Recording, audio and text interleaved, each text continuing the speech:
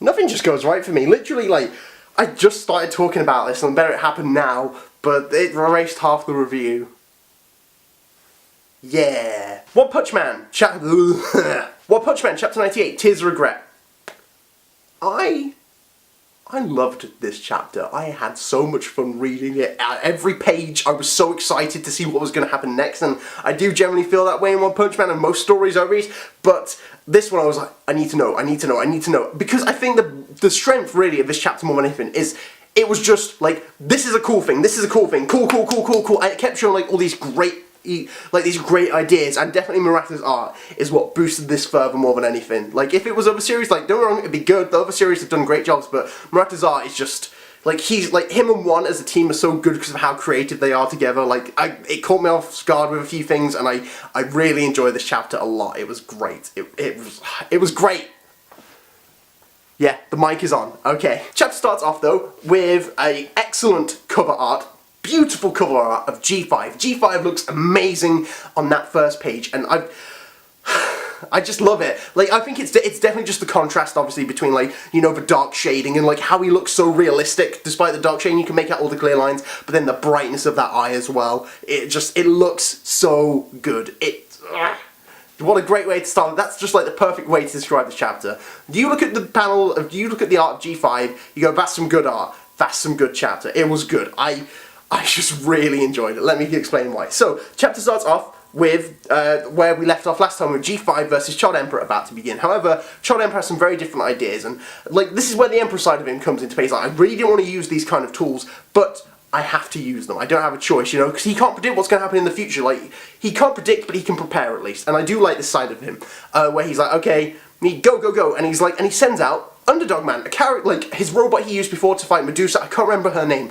It's like the Snake Lady, Gorgon maybe, I'll put the name down below. And she ends up fighting against, no, he used it to test against her. I didn't expect to see more of these, but then we learn he's obviously got quite a few multiples of these, because he had 23, 24, and 25, he sends out 3. I was like, okay, this is cool, I'm interested to see how he fights, and then they go, and then I'm going to combine them. And I was like, okay, maybe it'll be like, maybe like a big dog, or like or maybe just like a big, Underdog Man. No, it transformed into this Cerberus robot, and it looked amazing. The design of it was great, and this is where Murata's art, like, this is just barely scraping designs in this. Like, this was cool. This was cool. You wait till I talk about the other stuff. You wait. Which, well, you don't really have to wait, because it's going to happen in a few minutes, probably. I think what was really strong about that as well is because literally the panel before was drawn quite simply too. So it's like, and combine, and everyone's just kind of like standing there watching like Wagama, like G5, and it's not like a detailed one, it's just like, and then next thing you see is like a full-on like Cerberus like robot, and it looks great. And of course, obviously, G5 could quite, like, I don't doubt G5 would have beat Cerberus. I wouldn't have had a problem with that. But I do like how Child Emperor, like, he got involved straight away. He's like, okay, go, and he shot like his pencil missiles out of like his pencil machine gun, and they shot like, what was it, like bird lime something? So I think it's supposed to be bird poo, as like a bird poo substance which is super sticky and gross and like hard to get rid of, which helped do that. But we don't even see the fight against, like, with Cerberus and G5, because that's not the priority, and I think that's a great thing, because Child Emperor's whole mission is to go, okay, go. So like, a lot of the time, so like, we don't even see real fights with Child Emperor at this point, because his mission isn't to defeat monsters. His mission is to just get out of there, and get Wagama out of there too. And then Wagama starts to question about this. He's like, why didn't we stop and fight? You could have beaten him. And he's like, the mission isn't to beat him, it's to get you to safety. That's our priority. And I do like that. And then Wagama starts going on about how, you know, like, heroes need to work harder, because obviously, like, we pay for them for our taxes. They need to work harder to provide this. And Child Emperor, the hardest working hero in the association, and well, like, it depends. Obviously, like, at least from like an association standpoint, who helps with the association, like, he's been working non-stop to find the monster association too. I mean, obviously, like, you've had Bango after Goro, Tatsumaki, like, she defeats quite a few monsters herself, and like, every hero pitches in, but Child Emperor probably is the one, along with Metal Knight, who pitched in the most with the association itself, and My Mask, really.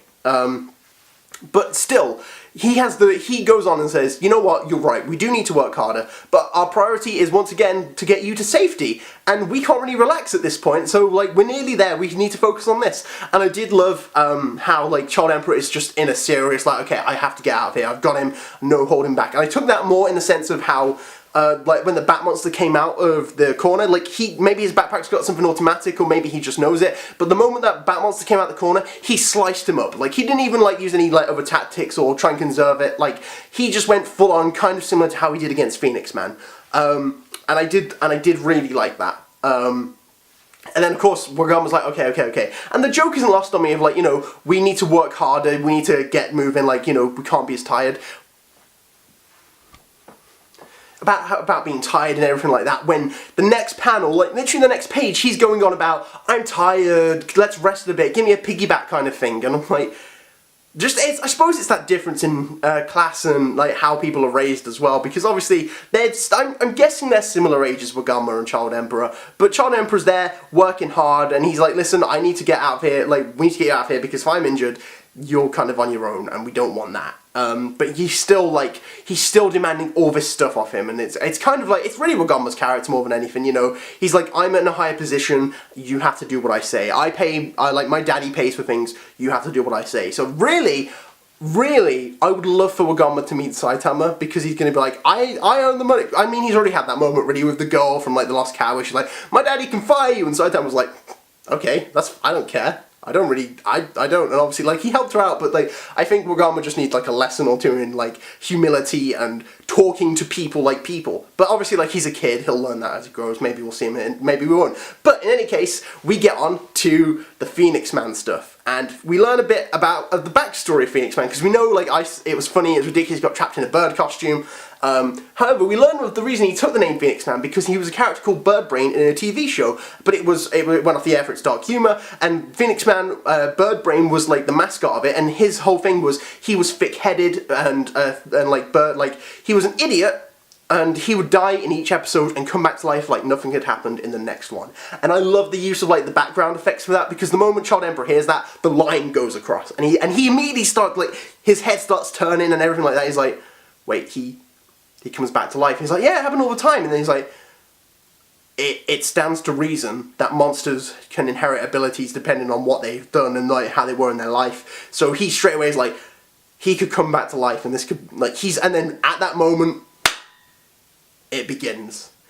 Quite possibly one of the coolest designs for a dragon monster I've seen. And, like, the dragon monsters have some cool designs, whether they're big, intimidating monsters.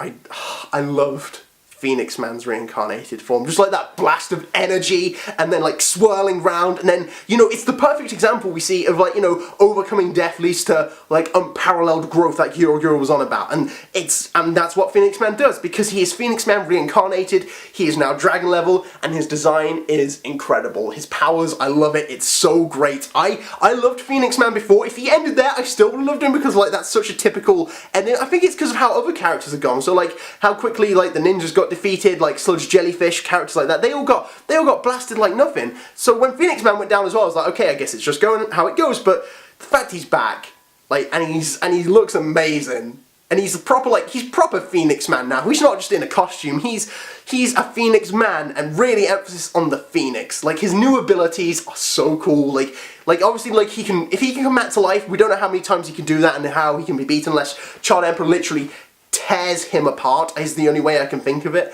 but still that might not work, I don't know. But of course he's got fire powers now, and they're amazing, and just that whole fight with Child Emperor was just cool. I just like seeing Phoenix Man in action in his reincarnated form. So of course, as we carry on, like, I think the greatest sign of the difference between Demon and Dragon, maybe, or this phenomenon of unparalleled growth through overcoming near death, is just perfectly examined in that panel. Like, basically when, of course, Phoenix Man in his demon form, he couldn't even break through one of those film sheets. And Phoenix Man, in his dragon form, his reincarnated form, he breaks through 5 of them, no problem, and he doesn't pierce the material, that Child Emperor is using as a shield, but he dents it really thoroughly and sends Child Emperor flying, blasted back. And that panel where he flies through, and he looks the most like a phoenix he's ever looked. Like, there were so many great panels. Like I say, Murata's art's great, but, like, the designs of everything, that panel, was so good. I loved it. Phoenix Man was so cool. No pun intended, because he's a hot character. Get it? Fire, cool, ha ha ha ha ha. I just loved it. It was so good. And as the chapter carried on, we then finally get to the Tears of Regret, and Child Emperor starts crying, and then Phoenix Man is all like, you know, what's going on? You know, you haven't shown this kind of attitude before, this kind of thing like that. Like if you come to accept the difference between us, and Child Emperor goes, no, it's not. I've accepted the difference between you, between me and you. I'm just upset that, you know, I've only met you, and I'm already having to use my ultimate weapon. And then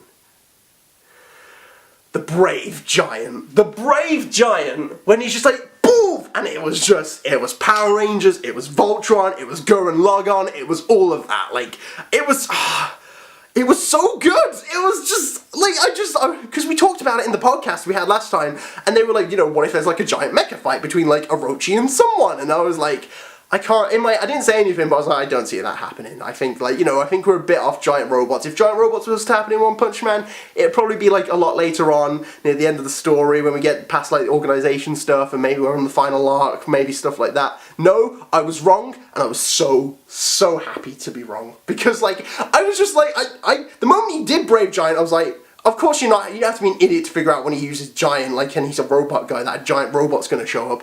But still, I just knew, and like I got so excited because like the drills were going through. I was like, they're gonna combine. It's not like a giant mech; it's gonna combine. And anything giant robots combining is infinitely cooler than just a giant robot. And giant robots are pretty cool. Giant combining robots, they're so good. So when he summons it, we don't even see it, and what I like a lot about this is there's like more suspense than normal in this chapter, because like a lot of things kind of happened without us fully seeing them, and that's not a bad thing. So like, you know, I think like the fight between G5 and Cerberus. I also think of like the transformation of Phoenix Man we don't fully see.